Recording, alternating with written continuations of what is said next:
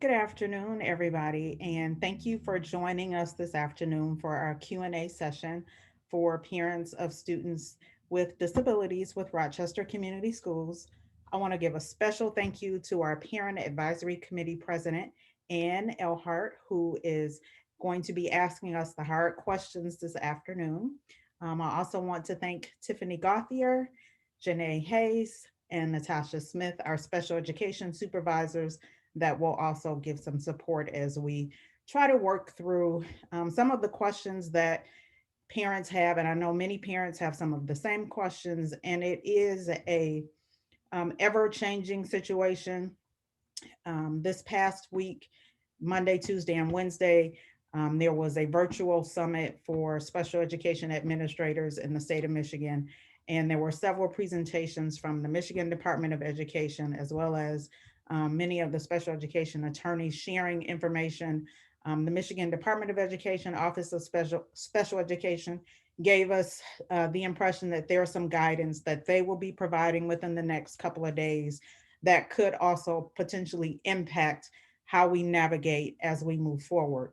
But the answers that I give today at 4:01 p.m. are true as of today, and I do want you to remember that it is ever changing and could change. So, without any further ado, I will let Ann begin by asking us the questions, and then we'll take it from there. And we'll be here for about an hour answering questions. I'm sorry, Ann, one more thing I'll say. I know there are lots of questions, and I don't think we'll be able to get to all of them within the hour. And so, any questions that remain unanswered following the presentation, we are going to do a written Q&A for the remaining questions that will be shared with families. Okay, you're muted. I'm mute. Sorry, I'm mute. Thank you. Thank you so much for inviting me to be part of this. I appreciate it, just like the relationship we are building and continue to build. So I thank you for allowing us to ask questions. So I'm going to go ahead. Our first question is, what conditions will need to exist to make the difference between now and October 1st that will allow RCS to open schools to attend in person? Some of those things we know. So we received the governor's return to school roadmap with things that are required that must be in place for districts. There are things that are highly recommended that we're working on as a district. But part of it is sometimes we don't know what we don't know until we get into it. So our goal is to begin this in phases. So we'll start with, having staff come back to buildings and what happens as a result of that. And so looking to see, do we need to make any adjustments once we begin to bring all staff back into buildings? What types of as they often call them, the unknowns or the unintended consequences. So, what unintended consequences are out there that we don't know about? So, we'll do phases. Part of what we need is personal protective equipment. Another piece that kind of makes that difficult is um, the state budget for schools has not yet been determined. So school districts don't know what our funding will be from the federal government. And to really implement the precautionary measures that are there, take additional funding, which at this point, we don't know if we'll even have the same amount of funding that we had last year, let alone additional funding to support the cost of PPE, the extra cleaning, the supplies, those particular things. So those are the pieces that make it a bit more difficult to just bring everybody back. It's kind of the unknowns that make it hard. Okay. With the variety and complexity of meeting individual needs and the special needs community especially, does the district have a plan for returning to the 2020 spring model of pass-fail for all students due to the lack of parity? So I know at this time we are planning to give grades and typical course credit for courses that students are enrolled in.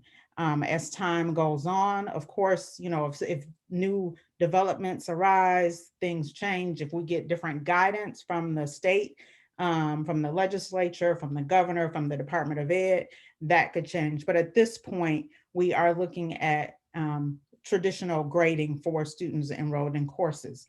I would say that if there are some special circumstances that families are experiencing, that might be an opportunity to connect with your building administrator and say, we've got this special circumstance. How can we work around this during this time? And I'm sure that they would be more than willing to work with you. Um, so what is lacking? Budget funds from the state, direction from the State Board of Education? I mean, some of this you kind of addressed, but MD or Oakland schools to prevent the district from meeting the safety guidelines put forth from the governor in order to follow our students to return to in-school learning. How can parents help to alleviate this and look forward to receiving services in person sooner rather than later? So, as I've talked about, it is a lot of the unknowns and the things that we don't have. Sometimes it is even understanding how, what happens if there is a positive test with a student or a staff member and the process for that. Getting tested, sometimes those test results can take, nearly 2 weeks before we get them back. And if it's, does the whole class have to quarantine in the midst of getting all that information back? So working through those pieces. From an advocacy perspective, I would say one of the big pieces that we are in need of right now is the budgetary component. So I would certainly say advocate with your state legislators around budget from the state perspective, as well as with federal legislators for what kind of federal supports can be provided to states to be able to support the COVID response. So they did some last spring to help us bridge that gap, but at this point, there is no support from financial support from the federal government for COVID for schools for the fall and moving forward. So I would say advocating on those two fronts would really be the things that can kind of get us through. The other two might be advocating with the governor's office as well as advocating with the Michigan Department of Education, because it's really all three of those entities really have to work together: the legislature, the governor's office, the Department of Education. If we can find a way to kind of get all of them together on one page to begin to help us and give guidance, give financial support, give flexibility where it's needed. So part of our challenge even is flexibility in, a lot of people call it seat time waiver, but it really is about waivers for days and hours. And so how do we have adjustments? So at this point, there are some waivers that are in place through September 30th. And that one of those is around the requirement to have a letter for homebound service. So there's a waiver that's in effect, but it expires on September 30th. So if a family, many families agree that in-person instruction is best for my student. But if it's not, there are many families who are very concerned about sending students into the schools, even though they know that that's where they learn best, but they're more concerned about their overall health and safety. And so at this point, we don't have a lot of flexibility in how we can support those students without that flexibility. So at this point, that route might be through homebound or in person. So having some flexibility in some of those things would help us be able to serve our families through all phases of this pandemic. Okay, what is the expected timeline for students who require adaptive technology to better engage in remote learning, to receive appropriate support such as touchscreen laptops, iPads, headphones, eye gaze trackers, or even hotspots for necessary internet connection? So I know that I'll take the easy one first, which is the hotspots and internet connection. Our technology department is working on that, sending out information to families if they have a need from a technology perspective in terms of connectivity. We can help them with that, and we will do our best to make sure that parents and families have that when school starts. From the perspective of adaptive or assistive technology, we work with Oakland schools. So most students who need that technology, we've already got kind of the wheels in motion around that support for students. And we will make sure if some students keep their technology over the summer, but if it was something that was turned in at the end of the spring and they need it, we will make sure that they get it. I personally delivered multiple devices to students once we went on remote learning in March. And so we will do what it takes to make sure that those students get what they need. So if there are families that have some needs and they feel like they haven't been addressed or aren't being addressed, please reach out to myself, supervisors, your building-based team, and we will make sure that students get the devices and technology that they need. All right, thanks. What is a contingent? She wants to add. Oh yeah, go ahead. I just wanted to add too, if a parent has not received information regarding technology needed in the fall, I know a robocall was put through School Messenger yesterday. You can reach out to remote learning at rochester.k12.mi.us. So with that email, that is the avenue to pursue if you're in need of technology, which could be the hotspot, a Chromebook, things that the district would have to provide you during that remote learning. All right. What is a contingency learning plan? There's a couple questions with this. So like, what is it? Are contingency learning plans a tool in addition to IEP, IFSPs, or meant to be a substitute? When agreeing to a contingency learning plan, are we waiving our right child's level of services included in the IEP? So I'll start. A contingency learning plan is really the documentation from the district around, because of the global pandemic and the school building being closed. This is documentation of what our good faith effort is going to be to provide special education services and supports. This is a document that lives outside of the IEP document, so it keeps the IEP document intact. It does not change the context of what is written in that IEP. It does not eliminate our responsibility for the things that are written in that IEP, but it really is just a way of documenting what we are able to do during the global pandemic. It's not a substitute. And again, it is about how we can support. And so each student will have one that is individualized to what their needs are and what supports and services they will receive. It's also, I'll say that parents can expect as part of the implementation of that contingency learning plan, that students will receive individualized one-on-one or small group instruction or support from service providers. So before, where maybe, the provider may have posted something in the Google Classroom and parents had to download it, and work with their students. This time, what will happen is they will have sessions that will be set up via Zoom, for example, where they will work directly with that student based on the goals and objectives from that student's IEP. So we know that it wasn't, we kind of had to do it on the fly in the spring. It was, it was new for all of us, but as we move forward, it's our goal to give more and make the most of the time that we have with students when we have them online remotely. Okay. What is the aim of a contingency learning plans when the Department of Education doesn't recommend them? How will it help our kids? I think that the department is recommending them. Okay. Yeah, so the department does recommend them. And again, that aim is to say, because I think kind of what happened is there were some districts when this happened who said, we're not doing anything. We're not posting anything. We're not reaching out.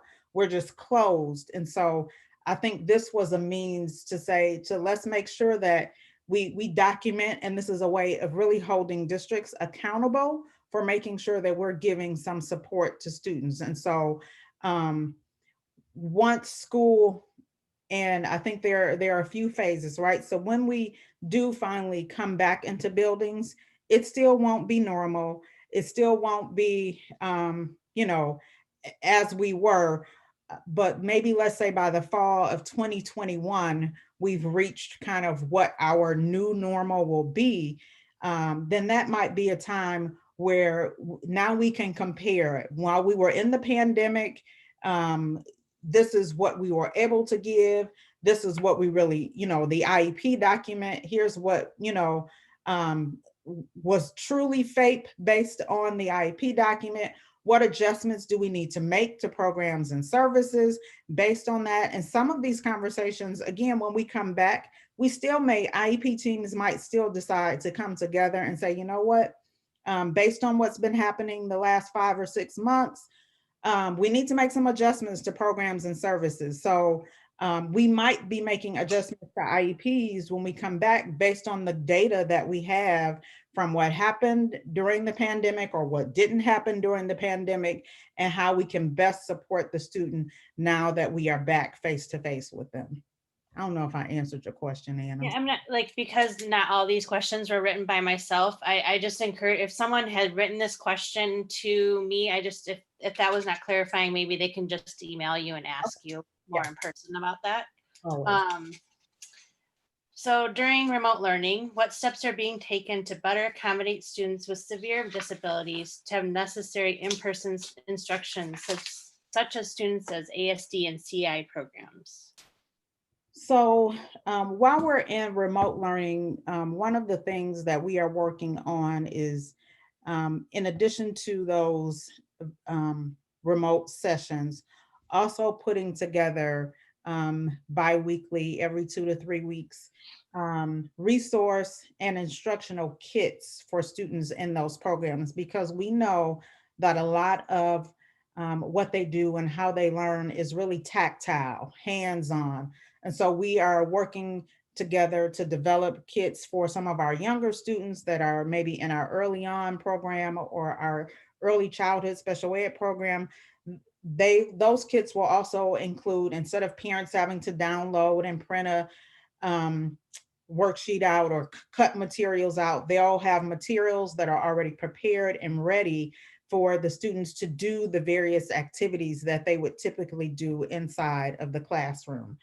The other piece is, as we start to think about coming back to school, that will likely happen in phases.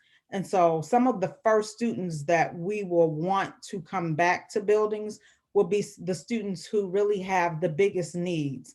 And so students in our program classrooms would be some of those first students. So we might not start with, and I hope I don't get in trouble, we might not start, this is might, keyword might, we might not start with all students coming back all at once, because as I talked about earlier, there are those things that we don't know until we step into it. And so we'll may start with small groups, but again, that part of those initial groups, my advocation is for that to be those students that are in our program classrooms, those students that have autism with a cognitive impairment, though, that really need that in-person support the most. Yeah. So this next question kind of goes along with it. So what is the plan for those students, but how will lost time be made up later is a concern, because so much of the stuff is behaviorally and transitioning and in person. So like, and so some of that, yeah, that is what makes it hard. And that's why I said, maybe if we come back in, November, and somebody's annual IEP is usually April, maybe we're moving that annual IEP up to November, coming back together, looking, do we need to make adjustments to programs and services? Do we need to look at any type of recovery services, as MDE has talked about? So looking at really those things on a case-by-case basis for how we can best support students. But I do want to just remind parents that even when we come back, it won't be like we're fully back. It'll be baby steps back in. And so we might not get to the point of that recovery or makeup even for some time after we come back, even though we still might opt to make some adjustments to programs and services within the annual IEP. Does that make? Yeah. So other districts that will start remote are offering learning labs or small cohorts of in-person instruction for their most at-risk students. For many students, this is the only way that their IEP and IFSP goals or services would be met. Is this being considered for RCS? If not, why? This is being considered, and that was one of the things where I talked about as we begin to do the roll-in phases of students coming back. Okay. Our students, some of our students would be some of the first ones that we would want to come back to buildings. Okay. Can students who cannot benefit from virtual due to their disabilities seek help elsewhere and submit for reimbursement if it applies to their IEP, IFSP? So I don't know that we would be able to reimburse parents for services that they got on their own outside of the IEP. So I don't know that we could do that. I understand the rationale behind it, but I don't know that we could do it. Sorry. With the variety and complexity of meeting individual special needs, does the district have a plan for returning to the spring 2020 model? I think we already talked about that, the pass-fail. Okay. Will parapro support be scheduled one-on-one for my student outside of instructional time with teachers? If not, are parents going to be trained and reimbursed for their time during the hands-on support staff usually provides? So paraprofessional support wouldn't be available, and I don't know if that means in home, but it wouldn't be available in homes for parents. Paraprofessionals will be at the schools supporting those program classroom teachers and preparing materials and that sort of thing. If there's some training that we can do to give parents some tools around how to do some of the things that we do in the school buildings with students, definitely we can do that. And one of the things that we are currently investigating really is a parent training program and a partnership in how we can provide parents better additional tools for working at home with students that perhaps they didn't need before, but what additional tools can we give parents to help them bridge this gap that we're in right now? Okay, so like if a person, like say they did a little center time, if you're in a basic classroom or not, I mean, so there would be no one-on-one help that kid through using a para remote, even if it was remote. So if there was a virtual center time, you mean? Yeah, like they did a virtual like occupational therapy time. And then would they be able to break out with a para to say, oh, Janie, can you let's do this? Or To I give don't know. guidance to the parent? Pardon? To give guidance to the parent and how to work through that? Yeah, and I think also like, I mean, this is later on in the discussion, but just like, I mean, not everybody, if you have multiple children and are working, you can't be on the schedule of what RCS is offering, which I don't know how to solve that problem, but it's going to be hard. So maybe, and what we do is do some videos of some of those particular things that they do, such as please don't quote me on this. My area of certification was the EI, but I know they talk about hand over hand and supporting students like that. Right. Yeah. So maybe we have some video modules available for parents. I hope my supervisors are taking notes. I'm going to need help with that. So maybe that's something that we need to think about. Yeah. I mean, I think that like for almost all the kids, I think that is going to be tough. This person said, I want to stay with remote in-person learning so that when I return to school, my child can attend in person. How flexible will the remote learning timeframe be? Oh, this is kind of what I was asking. For example, if multiple children need to be monitored or I am working and cannot monitor my child, what kind of flexibility will be given? So it's in terms of, I'll say this, we won't be requiring staff members to do things outside of the contractual workday. So that is another piece, even in the governor's executive order, she indicated, or it's in the return to school roadmap, that whatever we decide to do has to abide within the language of the collective bargaining agreements that we have with teachers and support staff in districts. So we wouldn't be requiring staff members to do things outside of typical school hours. Now, is there the possibility of having some flexibility of when things are scheduled within those school hours? That is likely, yes. And again, do we need to do some video modules so that parents can access information later, even if they can't get that information in real time? Yeah, because I wonder if you even just recorded, you know, say it's reading time and you record that session, if a parent can't be available because they're working, they can look at that reading session later, maybe. Mhm. Because I know attendance is part of this. So how do you keep them in attendance if like they have no one? I mean, not everybody can afford childcare while they're working. It's just a thing, you know? So I don't know. It's And recording would be awesome. And I'm sorry if you hear my neighbors outside the window. Uh, but that is the other part of it is, you know, right now we're trying to work within the constraints that we have legally. And so that is why we are requiring the attendance, because we want to make sure that we're able to, you know, capture and have that student count as an enrolled student. So then we can have the funding to continue to support. So that it really is, when you talk about a circle of life, it really is a circle of life for all the pieces and how they work together. Okay. Well, my I child. actually, oh, I'm sorry, Anne, do you mind if I add something to that too? And so just again, we understand and we know that every family has a different situation, a different circumstance. I mean, even in my own family with my two own young children and my husband being an educator, you know, we're also facing very similar challenges that many of our RCS families are. My motto this year is being patient and flexible.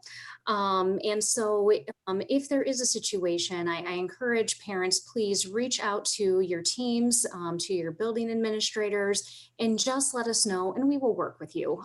We want, you know, the students in the community that we serve, we want our students to be successful, and we will work with you to make sure that we can make that happen to the best of our ability. So just communicate with us, and we will do everything that we can.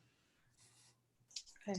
And if I can add a little bit more, Ann, I know a lot of the parents are looking at that elementary remote learning schedule. Yes, yeah. If those very specific times, there is flexibility even in those times, not necessarily flexibility in the schedule, but just like the first one starting at 8:30, it's not as if you don't jump on right at 8:30, you're going to be considered absent. So we know there's going to be some flexibility in those in the scheduling for our program students. So I know a lot of parents received that schedule or saw it online, and they're kind of concerned with the number of hours and thinking that they're actually online from 8 to 3 o'clock in the day. And that's not the expectations for our program students. Okay. Yeah, I think that yeah, that's what it looks like. We're just hanging out on Zoom from 8:30 to 10. Like that's what it looks like on the schedule to us. So I don't know. Will my child have the same teachers and service providers from their building if they are in the RCS virtual campus?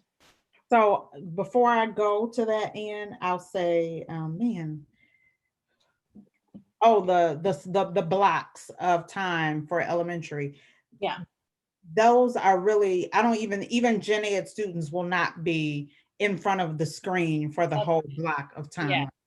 It really is, they are working to have more small groups, even from a gen ed perspective, and make it much more targeted support for the students within that block, that window of time. So it might be a 20-minute, 15 to maybe 20-minute session with the teacher around something for small groups, and those might be at different times within that window. Okay.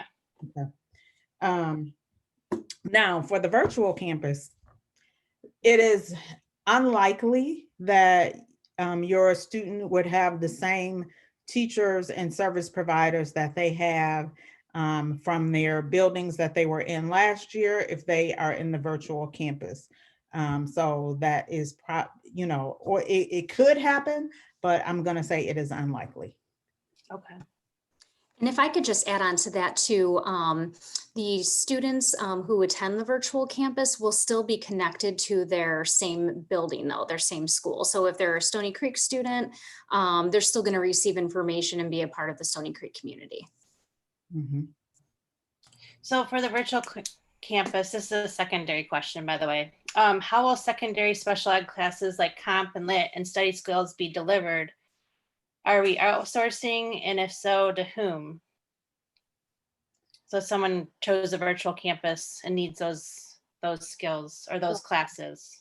Tiffany, help me out. Is that a special ed class, the comp and lit? Okay, so those classes won't be offered in the virtual campus. So if it's a course that requires specialized instruction from a special ed teacher, those courses at this point are only offered in the in-person instruction. And so we don't have those courses virtually at this time. Okay. For students with IEPs, IFSPs, and 504 plans who take like math lab or ELA, this is kind of the same thing. How will those classes be delivered in the virtual campus? Is that similar? It's similar. And so those might be scenarios where we come together as an IEP team and talk about what is the best mode of instruction for this student, what type of support they need. And again, if this is a family, let's say the team comes together and they do say, yeah, the in-person is the best mode. But again, it is that health and safety piece that I'm concerned with. So this might be an avenue where that family might consult with their medical professional to determine if the medical professional agrees the student should not be in school right now and provides us with a note. When students are on homebound service, what happens is they remain connected to their building-based classes. So they continue to be connected to their building-based classes. Whenever it was safe for them to return to school, they would return back, in sync with those building-based classes. And then the teachers and service providers that would be providing that virtual homebound support would communicate with their building-based teachers to make sure that, so if they are a VMath student or the Comp and Lit student, so they would work with them through the virtual homebound service to give them that support for those particular courses. I think that what's hard for that situation, like, and I don't know, in my mind, if I was the person, the parent, and we think about our kids and we're making the decision to do virtual, it doesn't really feel like we get the choice the same as a gen ed person. No. So this is one of those times where you're right. And when we talk about IDEA, the Individuals with Disabilities Education Act, it wasn't written to be administered in a global pandemic. But at the same time, the US Department of Education has said that we're not offering any flexibility to the rules and regulations that are in IDEA, and you have to follow them. And so with that, when we talk about offering FAPE as a district, we don't want to change the context of what we know a student needs in writing. The essence of virtual learning is really very much self-directed, limited teacher instruction. So that is a very much independent type of learning style, which many of our students, that is not the best modality for them. So at this point, we want to work with families, and this is why I dug deep to find this loophole, because I knew this was important.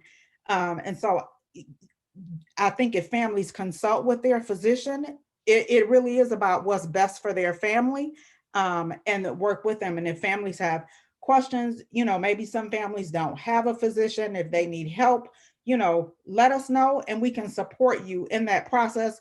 But we want to help you, but we also want to maintain the integrity of what's in those IEPs and not change that context because, we're in a pandemic. No, we want it to be documented that this is what the need is, even if because of the pandemic, we can't fully address it right now. But once this is over, we know this is what they needed, and now we can figure out what we need to do to make up for what we couldn't do during this time period. And when you're discussing like contingency learning plans and maybe this person that has chose the virtual, so we should expect to know everything before August 31st or September 1st of how this will play out. Like we're all going to In be, terms of if they've said, I want to do virtual, yes, they'll know. Our teams will reach out to parents before August 31st to have conversations about what's written in their child's IEP, what direction as a team we believe is going to be best for the student, what are next steps for that.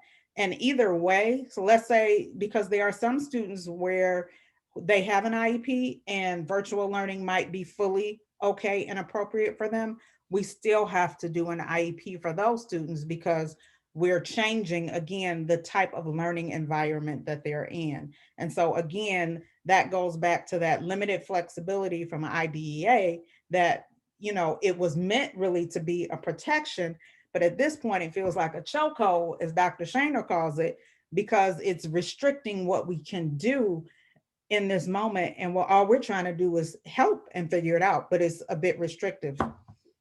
and the same with the people that are going in person but really remote. Will we be hearing from our teams before school starts? Okay. Yes. Yep. I agree that in-person traditional instruction is best for my child. However, I am worried and do not want them to attend in person.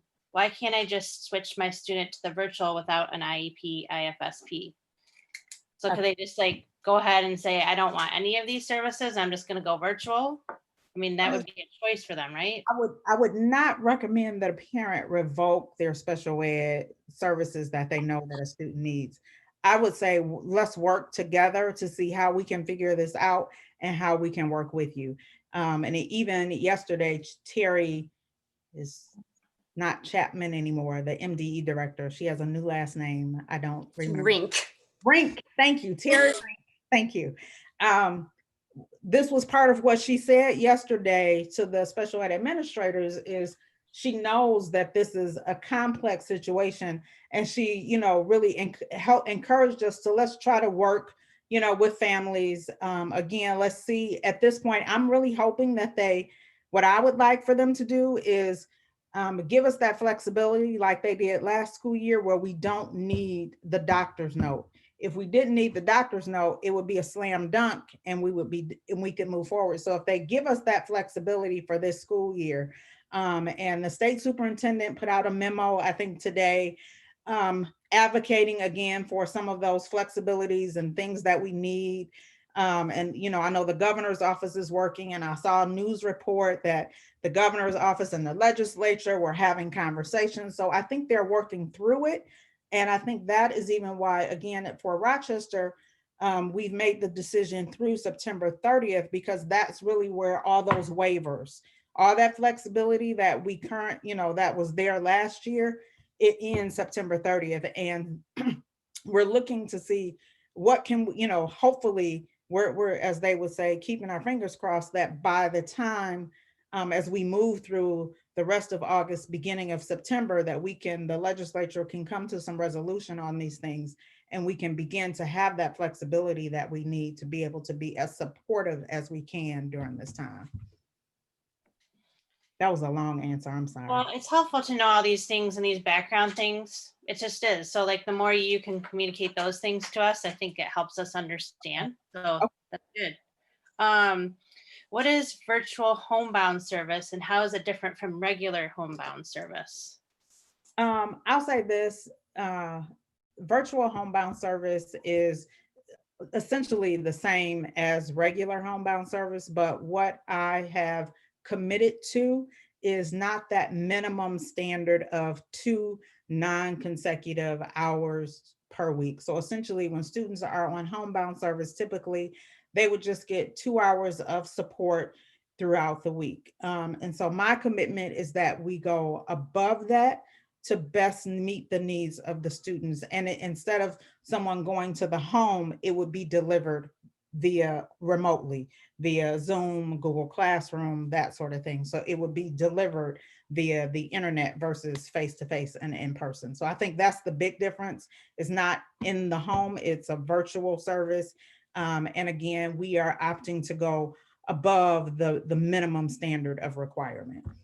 And homebound would be for a child who's like probably medically fragile, I would assume. So typically, Or- yes, but this is where I'm saying those families that maybe my child just has asthma. Maybe I have a medically compromised person who lives with me and I'm worried about sending my child to school. So Okay. I think, and we don't have to know the reason per se that the child can't attend school. We just need the documentation from the medical professional that says that they can't. We don't have to know what the medical condition is.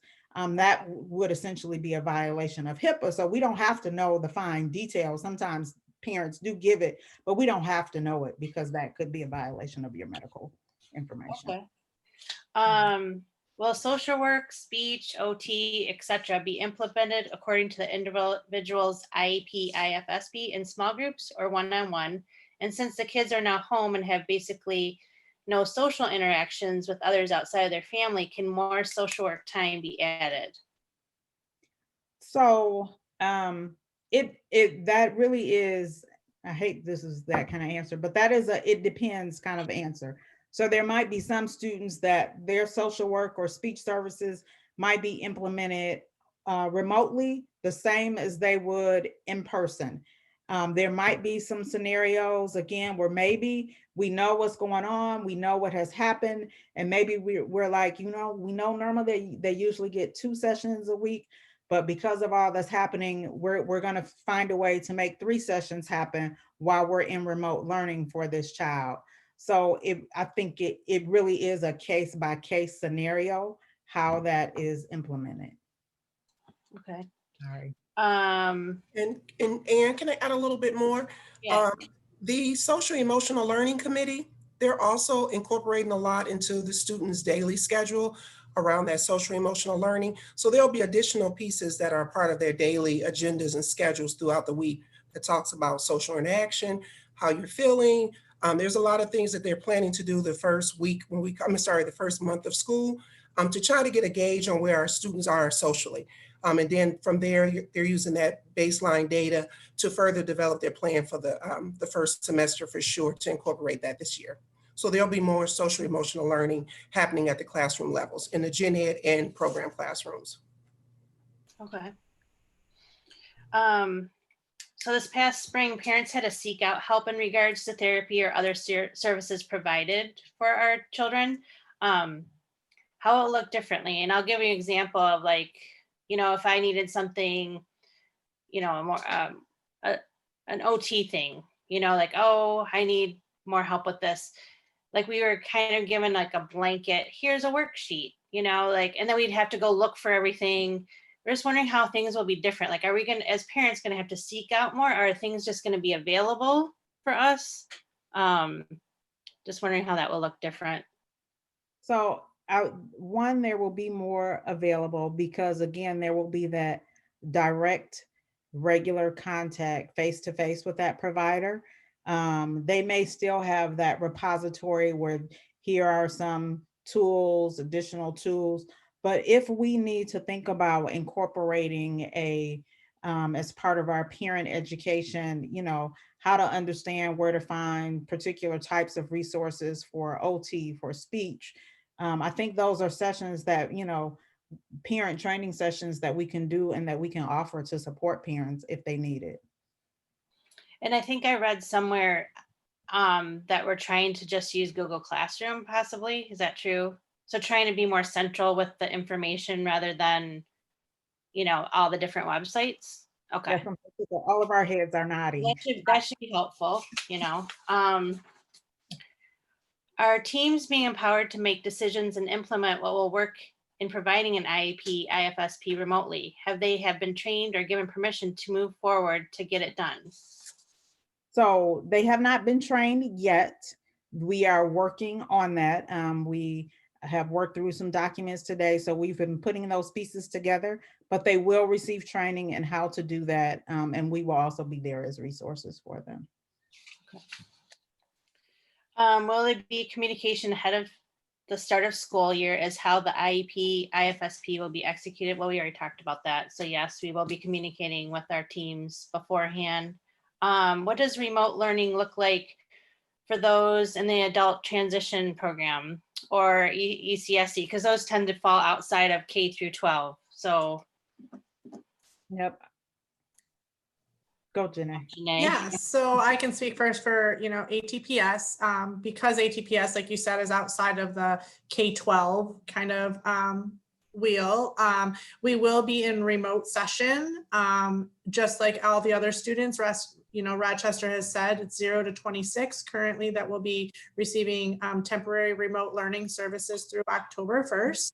So we have been working to create our remote plan, and that will be applicable to ATPS students during this time. So then once a decision's made, as of, September 30th, if we're back in person, we'll be following the same guidelines, the same safety protocols, everything that, the rest of the district is following in terms of safety protocols to bring students back in.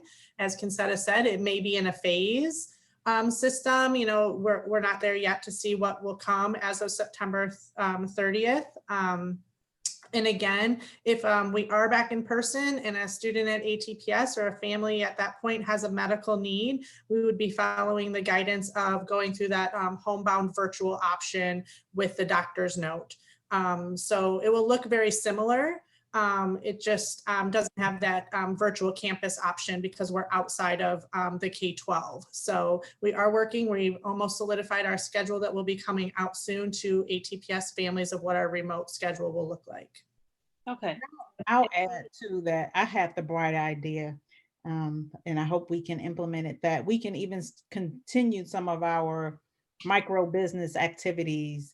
That's what I'm gonna ask. Yeah, Yeah. so that would be part of those kits. And so And thank you for that, Concetta. Yeah, we have talked about that, bringing materials to families to work on at home. Okay. Whether it's micro business, we've also talked about, we have some vocational tasks within house that typically don't go home, but looking at our vocational task kits that we could also provide parents at home and working out the logistics of sending them home, getting them back. So students have a new kit, whether that's bi-weekly or monthly. So as well as our micro enterprise businesses, and hopefully having some component that we can still connect to jitters. Whether that's an online purchase, we haven't got that far yet, but we are, our team is working on that to see what we can do to provide parents those hands-on pieces at home during this time, because obviously we don't have community as well. And I know Jen Lamar has been connecting really well with the county and looking at work-based learning, and they've been doing some things that we're going to be able to provide virtually at this time. So for work-based learning opportunities. Yeah, please share with us if you find ways that all of us can support those individuals. That would be great. Great, thank you. And the ECSE would that kind of look like what we're doing with K through 12 as far as? So I was just going to say, for early childhood special ed, there is a parent meeting coming up. I know there's a tentative date of August 17th from 4:30 to 5:30. I know Paula and Michelle and Concetta are working out, like you said, the logistics of some things, but they should be presenting a parent meeting for early childhood, which will also kind of detail their schedules, detail some of their other services for speech, phono, and some other services they provide for students. So that is scheduled to come out hopefully next week sometime. All right, awesome, thanks. And they will do those kits too. So okay. And there it will be, so once we return back, then the student would bring back, because likely even once we come back, students still wouldn't be able to share materials, right? So that bin of things that they had at home, they would bring it back to the building, and it would, have their manipulatives, their cutouts, their glue, their crayons. So they would have little kits with activities that would go home for the remote. Okay.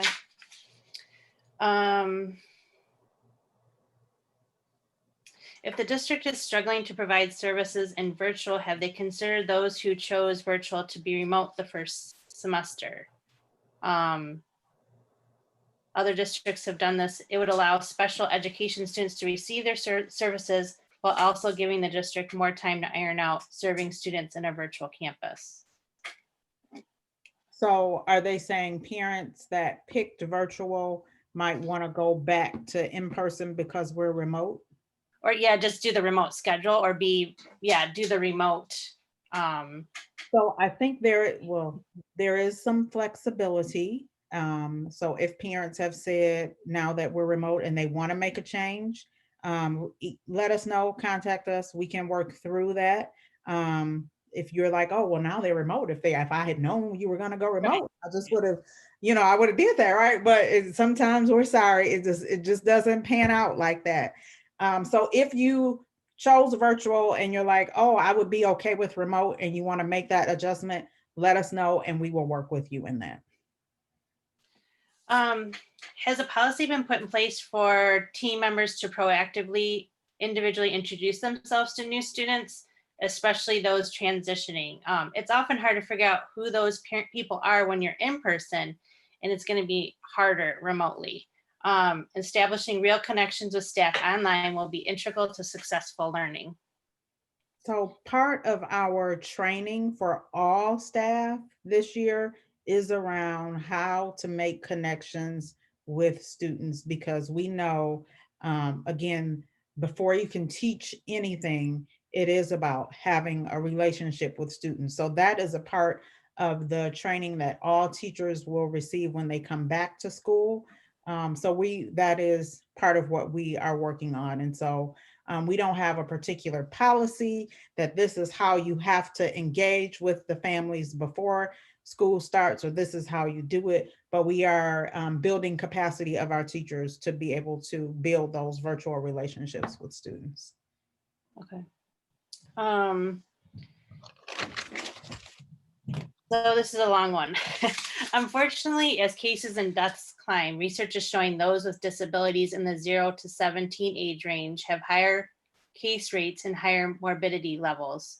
Again, this is a more at-risk population. I appreciate all the complexity involved. I want to continue to feel that staff and student safety is number one and mental health is top of mind. What is being planned by staff to help find a balance between keeping everyone safe and continuing to nurture growth and development?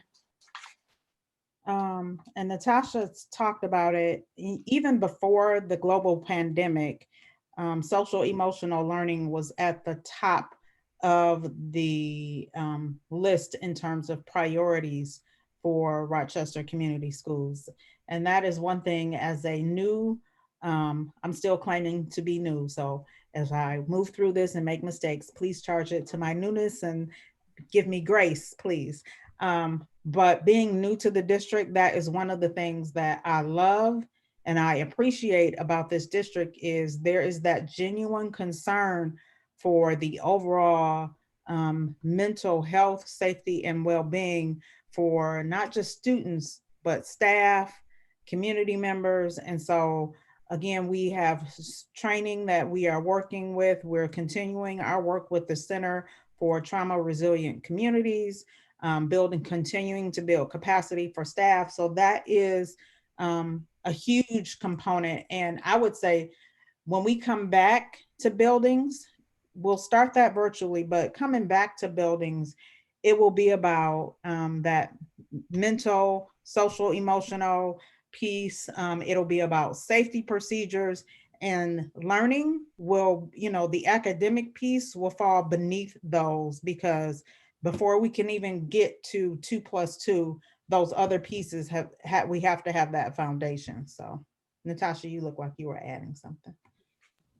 I was just going to add, but you pretty much said all of it, Concetta, that even the teachers' first week back in their professional development week, they have social emotional learning and training for the teachers the first week back.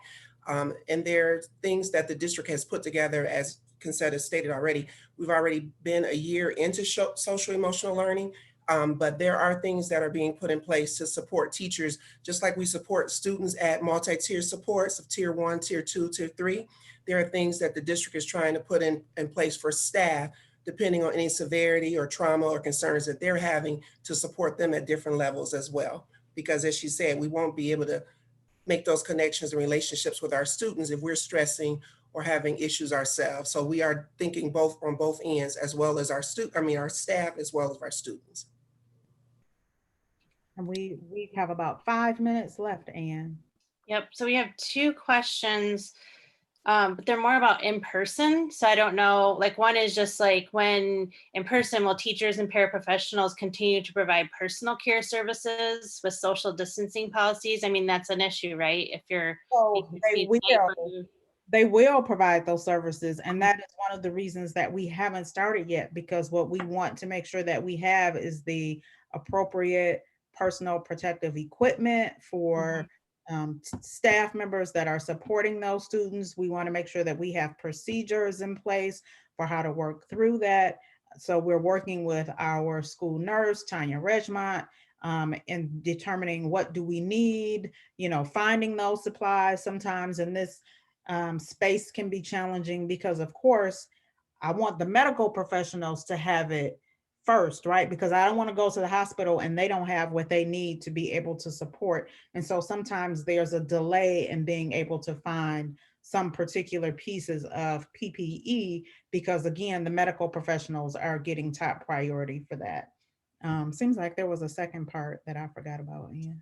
No, this one more question was like when they go in person, if you keep hearing different things about masks. So like, what is the thing now? As of today? So as of today, the governor's order, whatever one of the most recent ones, kind of superseded. So she added something that wasn't in that return to school roadmap. She added an additional component that even some of the younger students are required to wear the mask. And I think that came again as we talk about this. I'm glad some of those summer camps happened this summer, right? But when you hear about a camp that was implementing the social distancing and doing all the things, and they still had, 50 plus cases of COVID within that environment, those are things that then they have to go back and say, well, maybe we need to rethink this, and maybe we need to have more younger students wearing masks for protection of all. So at this point, even the younger students are required to wear masks per that governor's order. Okay. Thank you for this time. I think that I think teachers and parents are grieving, and so we're going to have different reactions, like anger and sadness and all different kinds of things, and we're going to continue to have those emotions, but continuing to communicate with us we really appreciate it. So I just thank you for your communication and would love to continue to hear more from all of you as you learn things. So, and we'll continue to communicate. Please, you guys have not been shy about reaching out. Please don't be, continue to reach out, ask us questions. If you have ideas about different ways that we can get, communication out and make sure that everybody understands, we are definitely open to it, because we know, as you said, it's hard, because it's not the same. So yeah. So thank you. And thank you for joining us. I appreciate it. Thank you for fielding the questions. I'm sure you had many coming your way. And again, if there are still outstanding ones, we will answer those and make sure that all parents have access to those answers. Awesome. Thanks. Thank you, guys. See ya. Bye-bye.